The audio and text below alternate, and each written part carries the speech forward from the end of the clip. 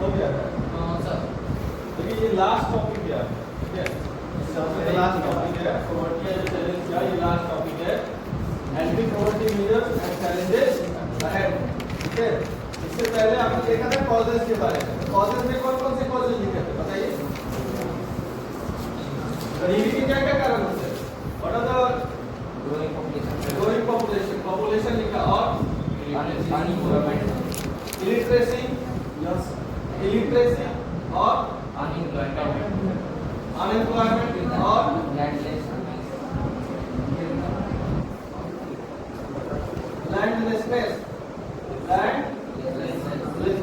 ये सब उनके कारण थे। ग्रोइंग मालन्यूट्रिशन हो गया, lack of health facility, growing population, illiteracy, ना तो पढ़े लिखे नहीं है तो उन्हें बेटर रोजगार नहीं मिल रहा है, they can able to find proper employment, proper job. Landlessness means there are a large mass of population which have a lack of land. Lack of land मतलब जमीन की कमी है, या तो जमीन है ही नहीं या है भी तो बहुत कम है। इसकी वजह से क्या है कि उनका इनकम जो है वो डेवलप नहीं हो पा, वो बढ़ नहीं पा रहा, जिसके कारण वो गरीबी। इसके अलावा यदि हम कुछ और कारणों की बात करें, यदि हम हिस्ट्री देखते हैं, इतिहास देखें, तो कॉलोनियल रूल, ब्रिटिशर्स ने हम पे कितने सालों तक शासन किया?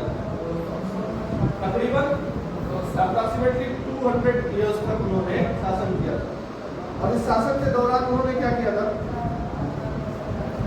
हमारे रिसोर्सेज को क्या किया था? एक्सप्लॉइट किया था। इंडिया के रिसोर्सेज को एक्सप्लॉइट किया था। एक्सप्लॉइट करके यहाँ से आप वो कपास लेके जाते थे और फिर विदेशों में जो है सोना लेके जाते थे और भी बहुत सारे मिनरल्स लेकर के जाते थे, ठीक है, हाँ, और बनाते वहां पे थे और वापस महंगे दामों में इंडिया में वो देते थे। दूसरा, ब्रिटिश पॉलिसीज की वजह से, just because of due to the British policies, इसके वजह से ब्रिटिश पॉलिसीज की वजह से भारत में जो हैंडीक्राफ्ट था, क्या हैंडीक्राफ्ट समझते हो क्या होता है? जो हाथ से चीजें बनाई जाती है, जो चीजें हाथ से बनाई जाती है, जो हैंडीक्राफ्ट था और जो ट्रेडिशनल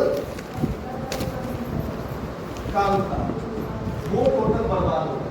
ट्रेडिशनल वर्क क्या हो गया? ट्रेडिशनल वर्क जो है वो खत्म कर दिया। कौन? British policies. और उसको कैसे रिलेट कीजिएगा? How you relate this?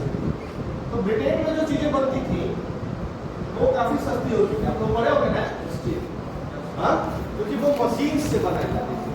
That type of goods are produced with the help of machine, जिससे कि वो बहुत ज्यादा कॉस्ट एफिशिएंट होता है। मशीन ज्यादा तेजी से चीज बनाया गया, कोई आदमी हाथ से बना रहा है, ज्यादा मेहनत लगेगा, समय भी ज्यादा लगेगा, और मशीन से तो बहुत एक बार में बहुत सारे गुड्स बनेंगे, तो वो सस्ते सामान्य होते थे। तो सस्ते सामान्य होने की वजह से जो भारत में चीजें बनाई जाती थी वो हैंडीक्राफ्ट होता था, हाथों से बनाया जाता था, इसका कॉस्ट ज्यादा होता था, उसका कॉस्ट कम होता था, तो लोग उसको प्रेफर करते थे। और इसकी वजह से क्या हो गया? लोगों ने हैंडीक्राफ्ट आइटम खरीदना ही बंद कर दिया। अब इस उद्योग में जो लोग जुड़े हुए थे वो क्या हो गए? अनएम्प्लॉयड हो गए। अनएम्प्लॉयड हुए ना, अनएम्प्लॉयड हुए तो गरीब हो, ठीक है। तो ये भी कहीं ना कहीं बहुत बड़ा रीजन दिया होगा आपको।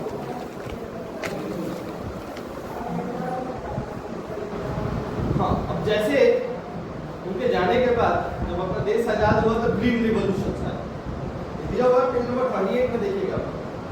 ग्रीन रिवॉल्यूशन आए। ग्रीन रिवॉल्यूशन जिसको हम लोग बोलते हैं क्या? हरित क्रांति। तो जब हरित क्रांति आया तो ग्रीन रिवॉल्यूशन में क्या था? बेसिकली आप ग्रीन रिवॉल्यूशन के बारे में देखें, कौन थे इसके जनक? बोलो, उसको माना जाता है स्वामीनाथन। इसमें ग्रीन रिवॉल्यूशन में हाइब्रिड सीड्स का यूज किया जाने लगा, फर्टिलाइजर्स, मैन्योर्स, है ना, हाई ग्रेड वैरायटी सीड्स, ये यूज करने से अचानक प्रोडक्शन क्या हुआ? बढ़ा। जब प्रोडक्शन बढ़ा, यानी कि प्राइमरी सेक्टर में प्रोडक्शन बढ़ा, क्योंकि एग्रीकल्चर कौन से सेक्टर में आता है? तो जब प्रोडक्शन बढ़ा तो फिर सेकेंडरी सेक्टर डेवलप हुआ, तो मैन्युफैक्चरिंग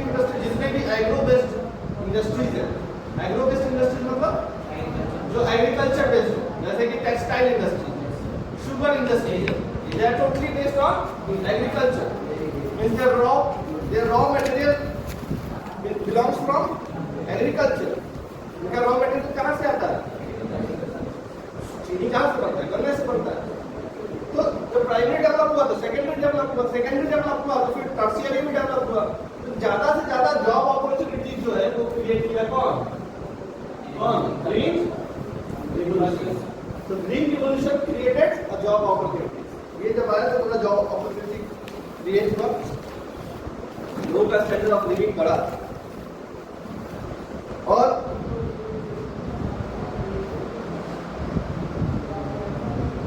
लोग जो है धीरे धीरे क्या हुआ, माइग्रेट करना भी शुरू किए।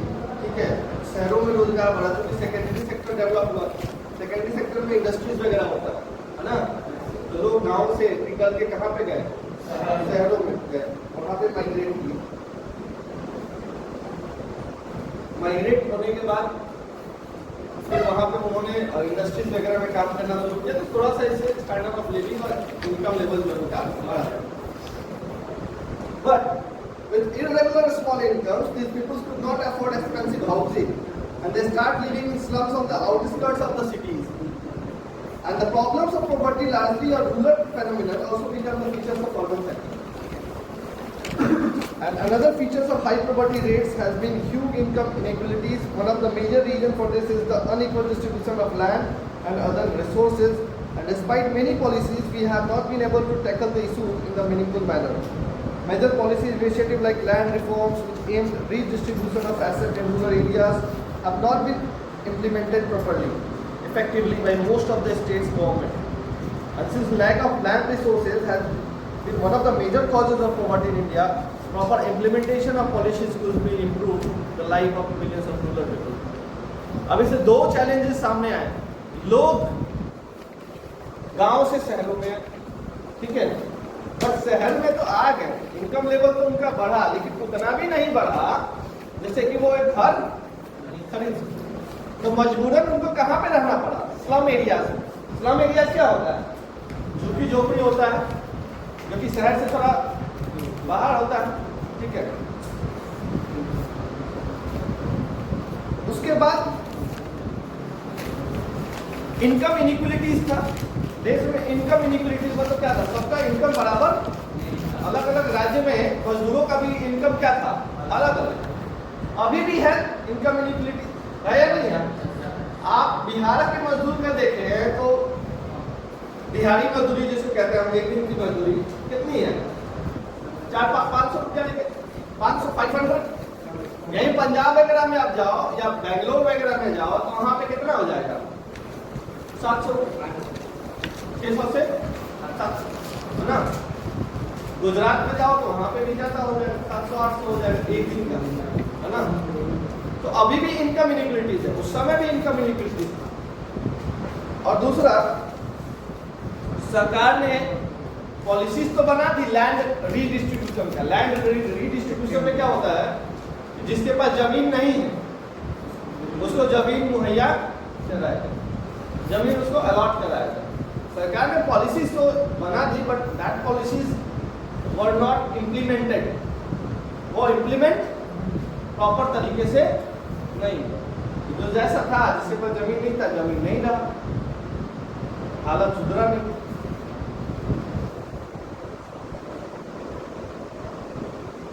इसके अलावा बहुत सारे, अभी हम लोग कॉजेस के बारे में ही पढ़ रहे हैं, बहुत सारे सोशल एंड कल्चरल रीजन्स और इकोनॉमिक फैक्टर्स भी रिस्पॉन्सिबल होते हैं पॉवर्टी के लिए। ये भी बताया, अभी तक इस पर ध्यान नहीं दिया था। अभी तो हम लोग मेन यही ना पढ़ रहे थे, ब्रिटिश पॉलिसी समझ गए।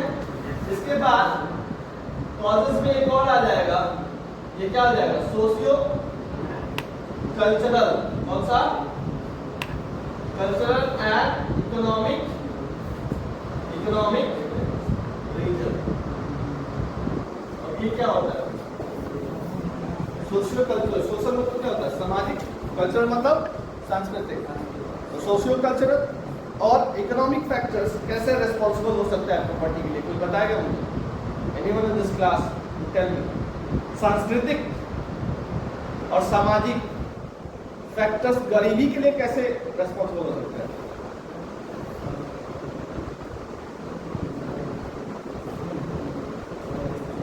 आप समझिए, हमें दिया हुआ है in order to fulfill social obligation and observe religious ceremony, people in India, including the very poor, spend a lot of money.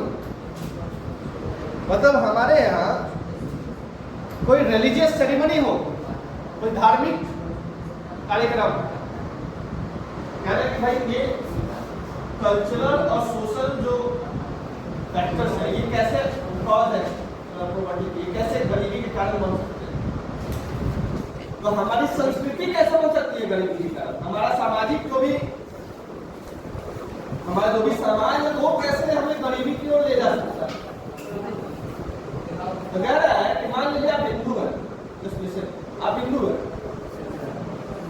तो हिंदू में रिलीजियस सेरेमनी होता है, शादी विवाह पूजा पाठ, यस नो, तो मान लो कि आप पूजा ही करा रहे हो, घर में पूजा करा, ठीक है, या विवाह करा रहे हो, ठीक है।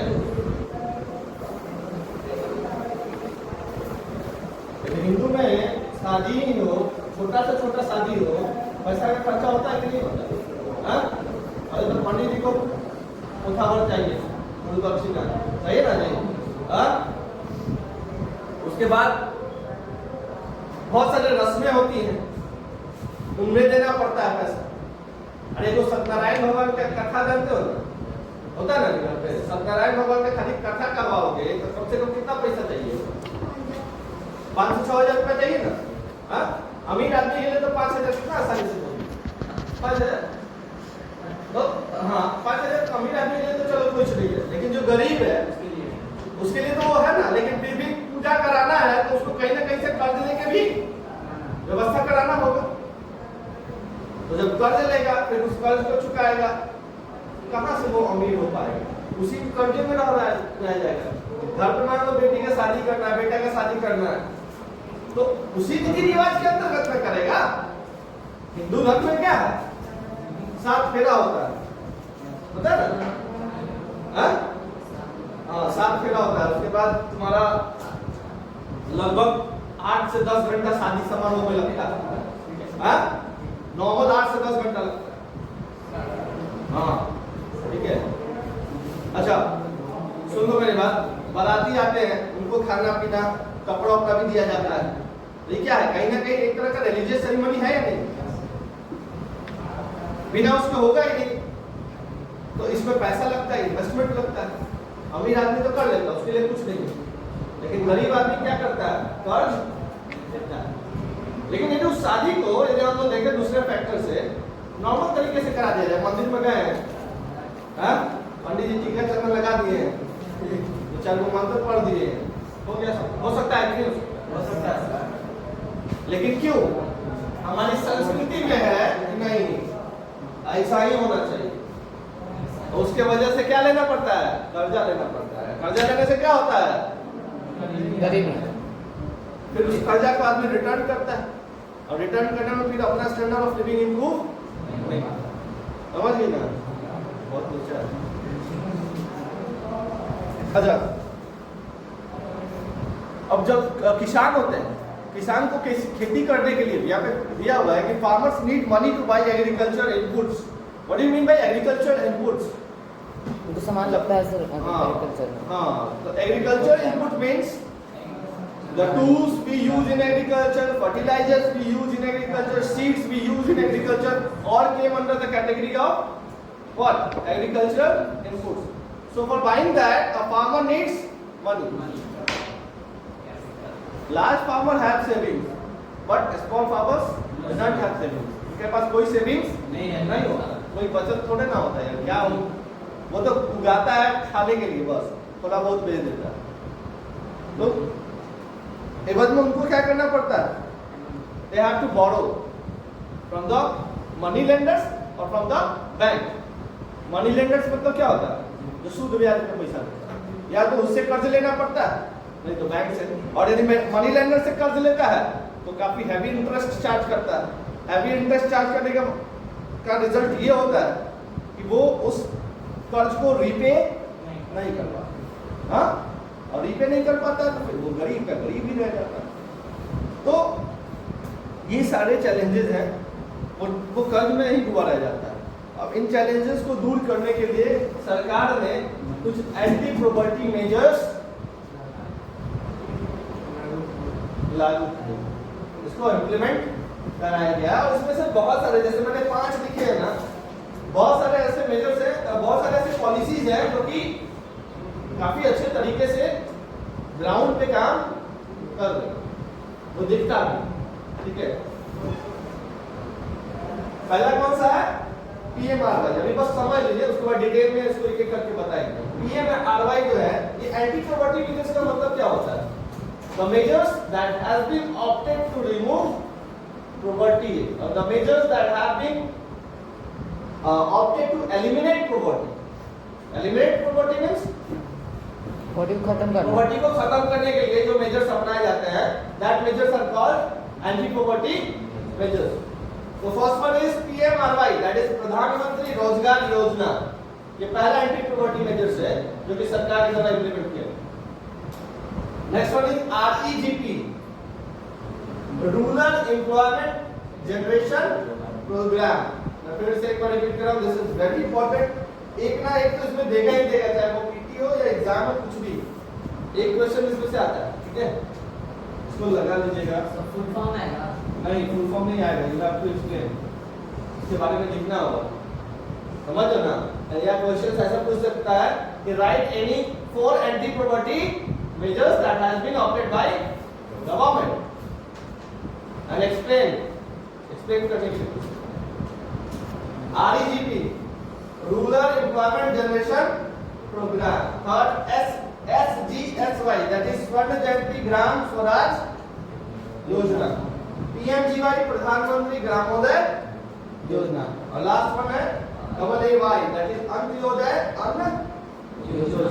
ठीक है, ये 5 एंटी प्रॉपर्टी मेजर्स अभी आपकी जो किताब में दिए हुए हैं, इनको पढ़ना है, एक-एक को पहले डिटेल में पढ़ते हैं। पहला योजना क्या है? प्रधानमंत्री प्राइम मिनिस्टर रोजगार योजना। जैसा नाम है, ये स्कीम कब शुरू किया गया था, ये भी लिख लेना होगा। ये स्कीम शुरू किया गया था कब? 1993 में ये स्कीम लॉन्च किया गया, 1993 में। और इसका मेन एम क्या था? मुख्य रूप से आपको एम लिखने के लिए पूछता है, समझ रहे हो बिलाल? एम लिखने के लिए पूछता है। इसका मेन एम क्या था? टू जनरेट और to create self employment opportunities for educated unemployed youth in rural and small towns. Main इसका एम था to create employment. What is the main aim of PMRY? अभी लिखवाएंगे। The main aim of Pradhan Mantri Rozgar योजना is to create employment for educated youth. Educated youth means जो पढ़े लिखे नौजवान, जो पढ़े लिखे नौजवान हैं उनके लिए एम्प्लॉयमेंट क्रिएट करना या सेल्फ एम्प्लॉयमेंट क्रिएट करना। सेल्फ एम्प्लॉयमेंट मतलब कुछ उनको फाइनेंशियल मदद कर दिया जाए, कुछ आर्थिक रूप से मदद कर दिया जाए, जिससे कुछ वो अपना सेटअप कर सके, छोटा मोटा इंडस्ट्री जो स्मॉल स्केल इंडस्ट्रीज को सेटअप कर सके। तो मेन इंटेंशन ये था। और आप यकीन मानिए, ये सरकार आर्थिक रूप से पढ़े लिखे नौजवानों को कुछ पैसा देने लगे, कर्ज दे दे पैसे, ठीक है, कि आप अपना कुछ सेटअप लगाइए, स्मॉल स्केल इंडस्ट्रीज लगाइए, तो इससे एक आदमी को रोजगार नहीं मिलेगा। वो तो अपना सेटअप करेगा, साथ साथ 15-10 आदमी रखेगा ना, काम करने के लिए रखेगा कि नहीं रखेगा, तो उनको भी तो क्या मिला? रोजगार मिला। ठीक है, अब पढ़ा लिखा यूथ की बात कर रहे हैं, ऐसे नहीं किसी को दे देंगे। पढ़े लिखे आदमी के पास थोड़ा क्या होता है, थोड़ा सा तो दिमाग ज्यादा होता है ना। हाँ, ये सुनो, पढ़ा लिखा आदमी घासों काटेगा तो क्या एंगल मिला के, हाँ एक्सपीरियंस है, एंगल मिला के काटे, कहाँ एकदम बराबर काट रहा है या नहीं। रिक्शा चलाएगा पढ़ा लिखा आदमी तो किस स्पीड से चलाएंगे कि कितना किलोमीटर डिस्टेंस कवर करेगा, वो सारा कैलकुलेट कैसे है। Right out, right out.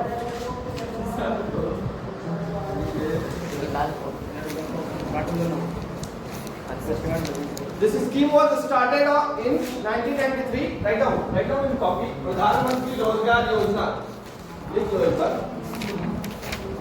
Prime minister रोजगार योजना, ये स्कीम पांचों का पांचों लिखिएगा। एम क्या होता है, पहले फर्स्ट स्टार्ट कीजिएगा। This scheme was launch in 1993। ये स्कीम कब लॉन्च किया गया था? 1993 में लॉन्च किया गया था। And the aim of the program, this scheme was launch in 1993। उसके बाद एम लिखिएगा, इसका एम लिखिएगा। The aim of the program is to create self-employment. The aim of the program is to create self-employment. The aim of the program Is to create self-employment. Is to create self-employment opportunities for educated. The aim of the program is to create self-employment opportunities for educated unemployed youth in rural areas and small towns. The aim of the program is to create self-employment opportunities for educated unemployed youth in rural areas and small towns. फिर note में लिखिएगा नीचे, M हो गया ना, M के बाद note लिखिएगा इसमें। ये फर्स्ट का लिखवा रहे हैं। पीएमआरवाई क्या है? प्रधानमंत्री रोजगार योजना का एम बताया मैंने, to create self employment for educated youth in the rural and small towns, rural areas and small town. नीचे नोट में लिखिएगा।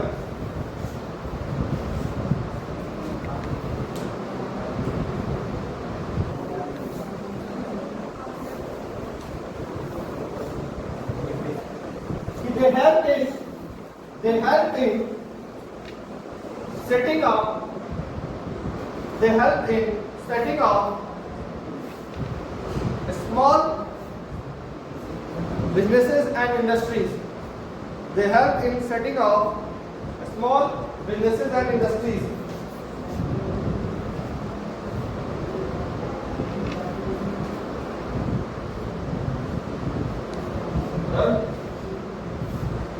मतलब ये किसी चीज में मदद करता है, छोटा मोटा जो लगाने में मदद करता है। ठीक है, जो भी गवर्नमेंट द्वारा फाइनेंशियल हेल्प किया जाता है सेल्फ एम्प्लॉयमेंट के लिए, उससे जो पढ़े लिखे जो नौजवान होते हैं वो छोटा मोटा इंडस्ट्रीज वगैरह सेटअप करते हैं, उसमें मदद। जो दूसरा प्रोग्राम है आपका रूरल एम्प्लॉयमेंट जनरेशन प्रोग्राम, ये कब लॉन्च हुआ था? ये लॉन्च हुआ था 1995 में। Rural employment generation program it was launch in 1995। और देखो इधर, इसमें ज्यादा दिमाग लगाने की जरूरत नहीं है, ये नाम से ही याद हो जाता है। तो what should be the aim of this program? इसका एम क्या हो सकता है? इसका एम क्या हो सकता है? नाम क्या है? Rural employment generation program. Rural मतलब क्या होता है? गांव देहात। रूरल एरिया में तो यही ना होता है, गांव देहात। एम्प्लॉयमेंट मतलब जानते हो, रोजगार। और जनरेशन प्रोग्राम मतलब एम्प्लॉयमेंट जनरेशन मतलब रोजगार को क्या किया जाए, जनरेट किया जाए। कौन से एरिया में? Rural area. मेन इसका एम क्या हो जाएगा? नाम से पता चल गया ना। The main aim of this program is to generate self employment in rural areas. That's it. The main aim of this program, पहले इट वाज स्टार्टेड इन 1995, ये लिख लीजिएगा। The main aim of this program is to generate self-employment in rural areas.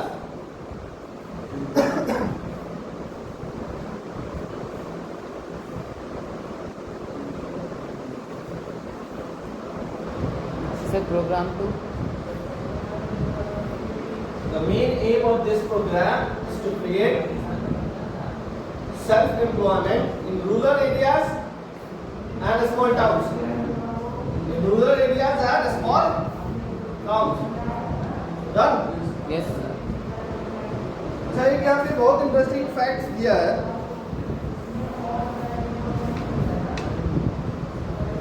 इसका target क्या था? इस programme का target था कि लगभग 25 लाख, 25 लाख है ना, 25 लाख नए जॉब अपॉर्चुनिटी जो है वो क्रिएट किए जाए। कहाँ पे? रूरल एरिया और टाउनशिप। इसी टारगेट से ये लॉन्च किया गया था कि लगभग कितना लाख? 25 लाख। देखिए दिया हुआ है आपके बुक में। और target of creating 25 lakh new job opportunities has been set up for the program under the 10th 5-year plan. मतलब एक साल में कितना? लगभग 25 लाख जॉब जो है वो क्रिएट किया जाए। कहाँ पे? रूरल एरिया में। और अच्छा, आप ये नहीं देख रहे हैं कि ज्यादातर सरकार का फोकस कहाँ पे है? छोटे मोटे शहरों पे और रूरल एरिया। क्यों? क्यों?